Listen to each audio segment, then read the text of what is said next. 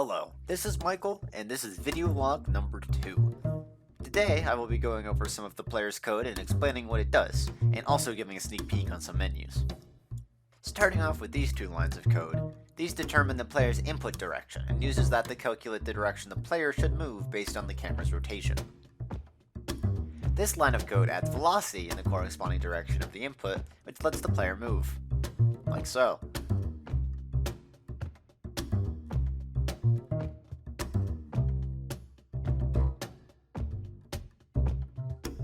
This is the code for the jumping and triple jump. This piece of code allows the player to jump by adding positive y velocity with a jump power variable. Get it on the ground and press the space key. The triple jump increases the jump power based on the amount of consecutive jumps, up to 3.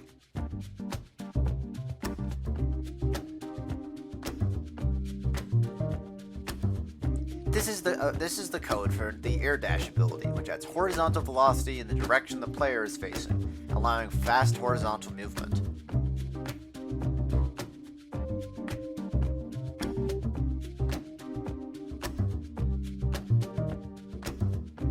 This chunk of code is for wall sliding and jumping. When a player is in contact with the wall, it calculates the surface normal of the wall. When the player jumps, it adds a velocity in the opposite direction of the wall, allowing for vertical wall movement.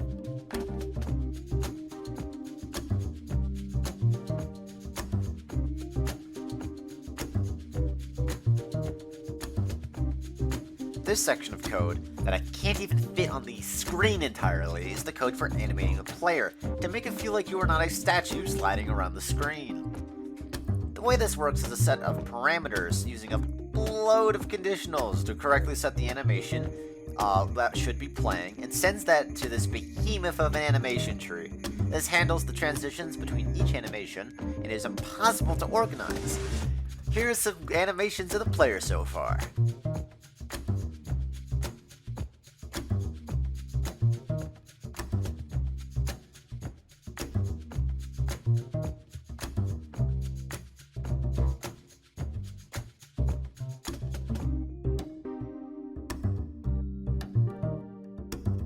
Now, I'm going to go over the code for the combat. This snippet allows the player to grab using a raycast.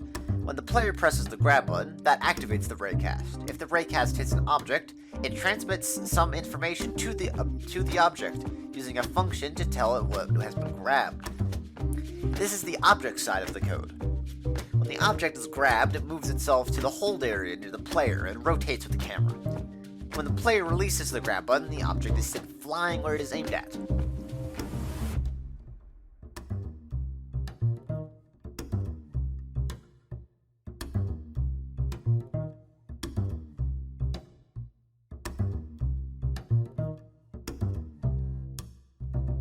Now, for a little look at the menus.